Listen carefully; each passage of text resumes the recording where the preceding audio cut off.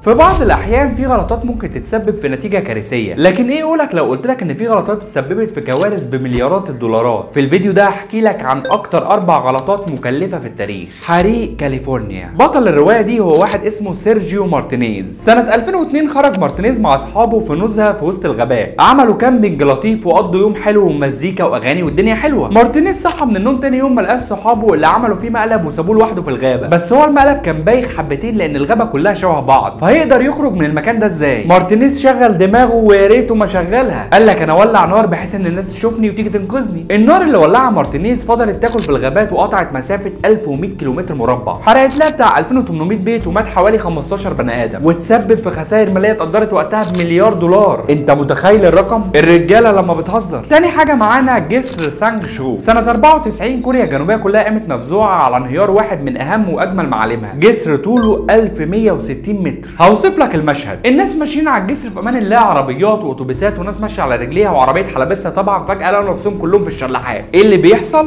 الجسر انهار. احيه، مشهد شبه مشاهد نهايه العالم، عربيات بتقع على مراكب في الميه وناس بتطير. الخسائر البشريه وقتها 32 شخص واكتر من 100 اصابه، عشان بعدها اكتشفوا ان كل ده حصل بسبب خطا فردي. الحديد اللي بيثبت الجسر المفروض سمكه يكون 10 مللي، لكن المهندس اللي بنى الجسر قال لك طب انا لو جبت 8 مللي وضربت 2 مللي في جيبي هيحصل ايه؟ في فرق فلوس كبير هحطه في جيبي، وال2 مللي يعني مش هي اللي هتعمل المشكله. اهو تخيل بقى ان ال2 مللي كلفت الشركه 500,000 دولار تعويض و2 مليون دولار ثمن بناء الجسر مره ثانيه. اهي دي السمسره ولا بلاش؟ الاهم من الفلوس الدماغ اللي بتعمل الفلوس. رقم 3 برج الويكي توكي في لندن. سنه 2014 العالم كله شهد على افتتاح واحد من اكبر الابراج التجاريه في العالم، وهو برج تويني فينشرز ستريت. الانجليزي بتاعي تطور جدا، افتتاح بقى ضخم جدا والناس جايه من كل انحاء العالم تشوف البرج العملاق. لكن الناس وهم بيتفرجوا على الافتتاح حسوا بسخونيه غريبه، هو الجو حر ولا احنا بنتلسع ولا ايه؟ عشان يكتشفوا بعد كده ان المصمم المعماري رافائيل فينوري عمل غلطه صغيره قد كده. الازاز بتاع البرج بدرجه الميل اللي هو عاملها بتجمع اشعه الشمس وتعكسها على الشارع، لدرجه ان وقتها الناس اللي واقفين جنب البرج ابتدوا يقلوا بيض في الشارع. انت متخيل درجه الحراره؟ شقق اتحرقت ومحلات ساحت والاسفلت نفسه كان بيدوب، ووقتها ما كانش قدامهم غير حلين، يا البرج نفسه يتزال ودي مصيبه، او يحطوا مظلات ضد اشعه الشمس ودي مصيبه برضه. المظلات اللي عملوها كلفت 12 مليون دولار، وكل ده بسبب خطا فردي من مهندس. رقم 4 غلطه شركه ياهو. سنه 2002 جت شركه جوجل لشركه ياهو بتعرض عليها تشتري شركه جوجل. شركه ياهو قالت لهم عايزين في كام ده يعني؟ قالوا لهم 5 مليار دولار. قالت لهم لا ما يلزمنيش، ده محرك بحث تعبان اصلا ومش هيستمر كتير، وعلى فكره شركه ياهو اقوى بكتير، عشان بعد 5 سنين بس من الواقعه دي شركه جوجل تبقى اكبر شركه تكنولوجيه في العالم، وسعرها بيقدر بتريليون دولار، من 5 مليار دولار لتريليون دولار. الموضوع ده فكرني بجدي اللي مرضاش يشتري في التجمع عشان صحراء. اللي متابعني من زمان اكيد عارف ان انا كنت بنزل فيديوهات طويله كتير، لكن الفتره اللي فاتت كنت مركز اكتر مع محتوى شورتس، فيعني لو عجبكم الفيديو وحابين ان انا انزل محتوى طويل كتير يا ريت تتفاعلوا على الفيديو ده. اشوفك بخير في فيديو طويل جديد.